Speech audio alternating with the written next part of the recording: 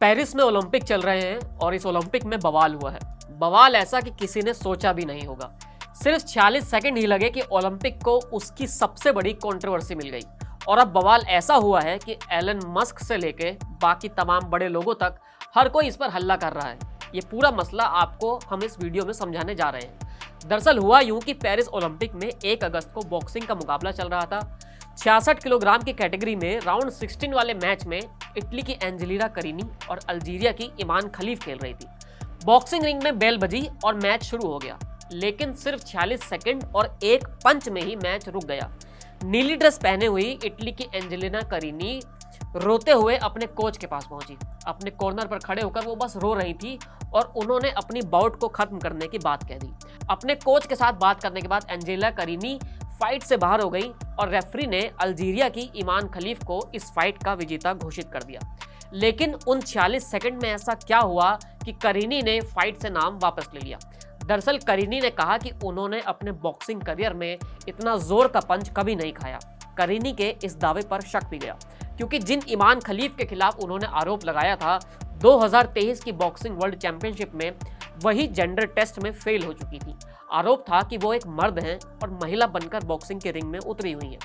46 second की उस fight में ईमान खलीफ ने करीनी की ठोडी, नाक को चोट पहुंचा दी थी और खून निकाल दिया था। लेकिन पेरिस ओलंपिक में रेफरी ने उनके दावे को तुरंत नहीं माना और 46 सेकंड बाद ही ईमान खलीफ को इस बाउट का विजेता भी घोषित कर दिया। जिस चैंपियनशिप की बात हमने की वो दिल्ली में ही हुई थी। ईमान खलीफ ने वहां सिल्वर मेडल जीता था।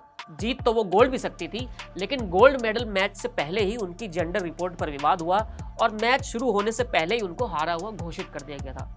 अब सवाल ये उठता है कि अगर 1-1.5 साल पहले हुए इवेंट में ईमान खलीफ का जेंडर टेस्ट फेल हुआ था, तो वो ओलंपिक में कैसे पहुंच गई?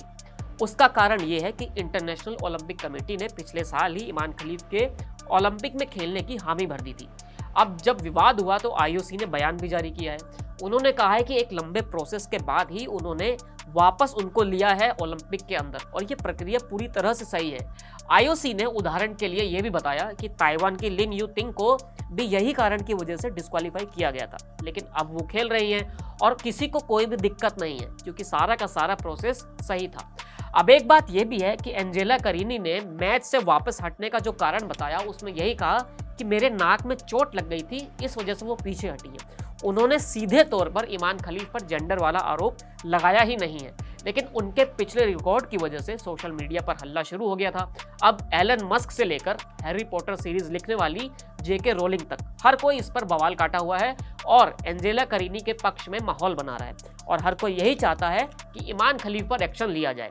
ये बवाल बढ़ रहा है, हर कोई अपनी बात भी रख रहा है, लेकिन ओलंपिक कमेटी ने जो तर्क और जवाब दिए हैं उनसे तो यही साबित होता है कि जो सोशल मीडिया पर हल्ला है वो झूठा ही है। अब देखते हैं कि आगे इसमें क्या होता है। फिलहाल इस वीडियो में इतना ही, फिर मिलेंगे नई वीडियो के साथ। शुक्रिया।